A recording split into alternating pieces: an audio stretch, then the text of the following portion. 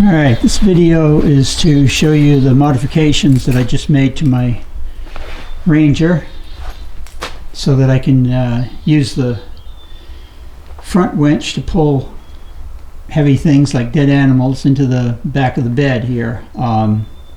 You can buy something like that already made with its own nice little winch, but it's like 850 bucks, and I got this done for two $8 pulleys and some scrap steel I had laying around. So here we are. I just finished it, and so I thought I'd run through some of the stuff and show you how it was done. Got my new Aggie plate on there. Alright, so first thing I did was I took off these the 4 bolts that held the roof to the cap, and those were 6 by 1.0, and I ended up using this is 1.5 inch tubing here, and these are 80 millimeters. So I bought them too for a few dollars from Amazon also. And one of the first things I wanted to do was make sure this thing wouldn't twist under load. So that one up here, this one's covered up with a bolt. But down here you can see these 2 frames had a little, it's a hole, but it's also got a little boss behind it. I don't know, it's not threaded, but it could be. And so it turns out I wanted to thread that for 1/4 20, and 1/4 20 is number 7 drill bit. And number 7 drill bit was a little sloppy. Actually, a number 3 drill bit was a perfect fit. So so it's a few thousandths oversized already, but it tapped strongly, and while I wouldn't reef on it real hard with a super amount of torque, I think it'll hold. And the purpose of these brackets here is to keep the stub up here from twisting. Let me get up into that. So you got the stub here, and same thing over here on the other side. One of these, just a bracket I welded on the end. And getting these holes right was a real bitch, because first of all, 2 are up. The 2 outside ones are up a little higher, and the 2 middle ones are a little bit lower. And it was just a bitch getting them lined up to the actual threaded bolt holes in the frame, because what I did was measure off the holes in the plastic, and then it turns out those weren't exactly over the holes in the frame. So it took a lot of screwing around to get that. And so the whole idea is I have these stubs that it doesn't stick up any higher than the roof line already. And same in the front, I'll show you that in a bit. But the idea is to have a stub, and then when you need to use it, you just plug your pulley in. I'll show you how that works in a minute, but I just wanted to show you what this construction was. So again, we got another stub here on the front, which I didn't want it to be any higher than it had to be, because the stubs stay in place all the time. And the whole idea is, if I need to pull something in, I want to be able to do it quickly, easily, in the dark, with no tools, just pop it on and go. And so what I did was, there were 2 holes here in this bumper frame, and so I just made this plate, bolted onto that, welded this on here, and this is the front. This is the front pulley setup. This is 1.5 inch tubing, 1/8 wall. It's going over, well, let's see, I guess that would be 1 3/8 thinner wall. But this is thinner wall, but it really doesn't matter much because it's not under any stress. So I gotta figure out how to do this. Alright, so that just slides right on there nicely. You got this, I think the sunlight and shade is kind of killing my focus. But anyway, so you get the pulley on top, welded on here like that.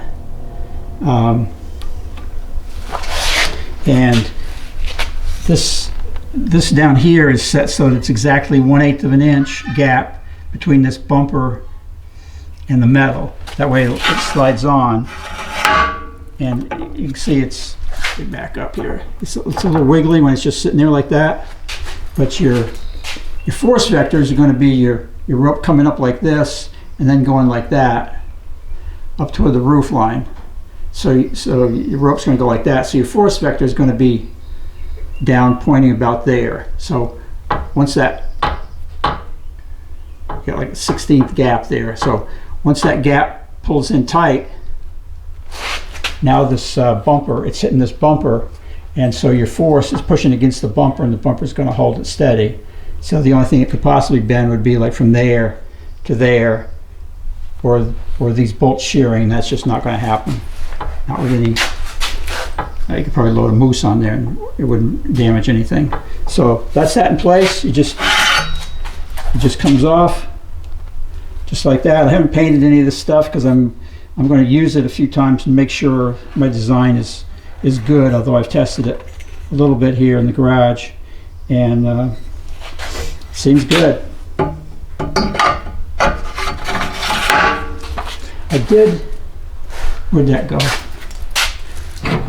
Yeah, I did take a piece of 1/2-inch rod and mill some flats in it, and I was going to weld those on there about like that to serve as a guide, because see down here, this can kind of go back and forth as it's coming in or out, and so this would have been welded on here like that and then bent in slightly so that I could just stick the rope through there and have it guide it. Because a friend of mine suggested I use a I forget what it's called, but a thing like this with 4 rollers. But the problem is you'd have to have tools and take the 2 close rollers apart to be able to get your hook through it. So I didn't do that. And I was going to just weld these on here like this and bend them in slightly with just a gap where my finger is, enough to get the rope in there. But after testing this a little bit, I don't think it's going to be a problem at all. Oh, and as far as making this tubing nest in each other so nice and smooth like that, just wanted to tell you about this other tool here. It's called a Seams Impossible, and the little copper colored thing there with the burr is the actual tool, and then you can either buy or make these blocks that it sits in and then shims, because sometimes, like this is an example here of the tubing that I use, and if this will focus right in there, yeah, you can see that seam and see it's offset. I had some other tubing that was, the seam was right in the corner, and there's nothing you can do about that. But if it's you know, not too far off the center, you can let me just see if I can show you how that works.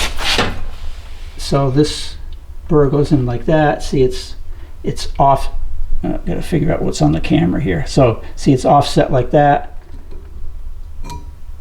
See, that goes right in there like that, and then you run a drill, and you just cleans that out slicker than hell. It's unbelievable.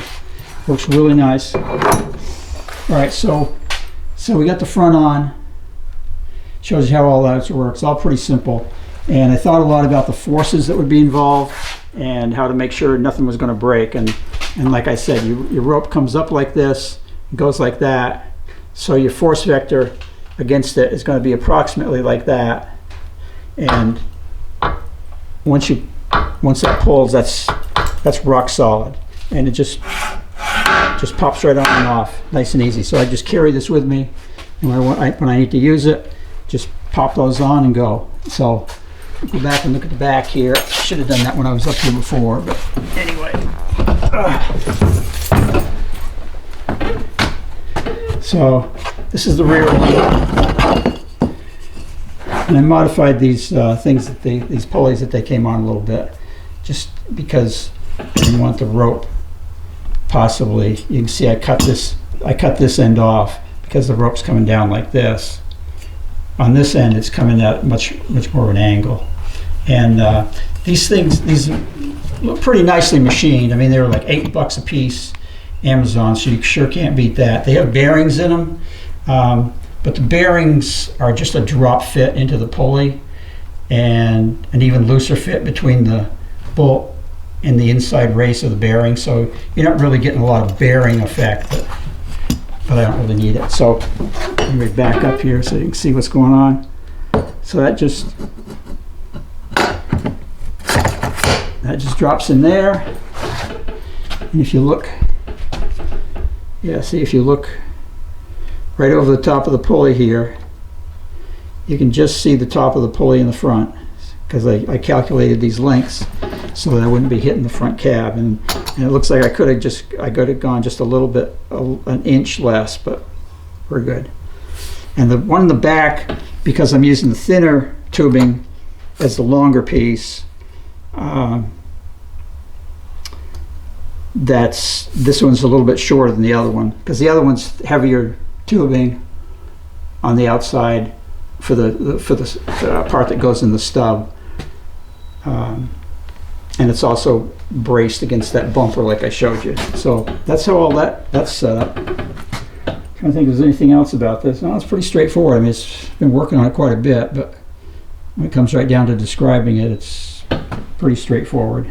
I spent a huge amount of time enlarging these holes and grinding them off a little bit to finally get them to go into those bolt holes. But now that they do, they're fine. So let's go back to the front here. All right, so I'll reach in here with the other hand and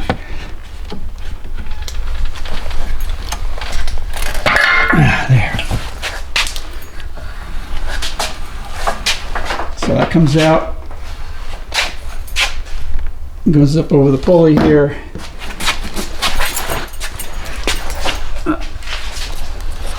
Sorry, I ain't much of a videographer, but I just want to show people how I did this and how it works. So I have to excuse the crappy video, I guess. The camera waving all over the place. But anyway, so then that sets right on this pulley here in the back, and you can see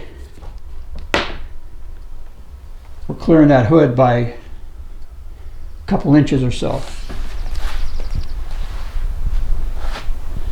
So with the bed tipped up, the deck down, and the tailgate down like that, you would just put something right here.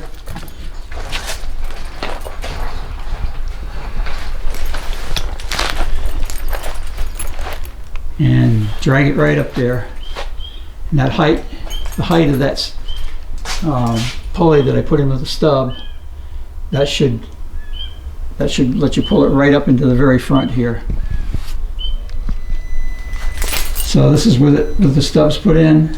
I mean, this is with the pulleys put into the stubs, and the cable, the rope going back, and yeah.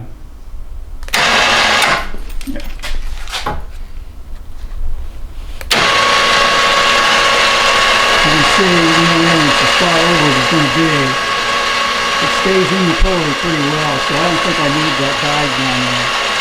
And right now it's coming up to the middle, but it's working its way over to the side.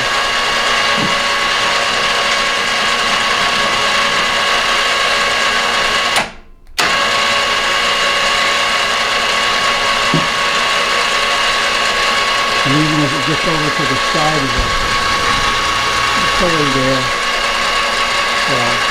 the front pulley, it's just staying right in the pulley up here, so I don't really think I need that guide.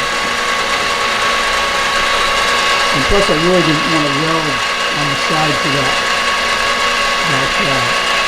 post anyway, because I built a 2x72-inch belt grinder several years ago, because before I got my before I got that Seams Impossible tube, and I had a hell of a time getting those different tubings to nest. Not only getting rid of the burr, but also you start welding on any of this stuff down in this part where it nests, and it warps it a little bit, and nothing fits right. So I really didn't want to have to weld anything on here. This line is where the nesting stops, right up here. And So I really wasn't real crazy about welding down there because I was afraid it might warp it a little bit, and then the thing won't slide on as well. But yeah, we're back. Take this. I guess that's about it. Hope this is helpful for you.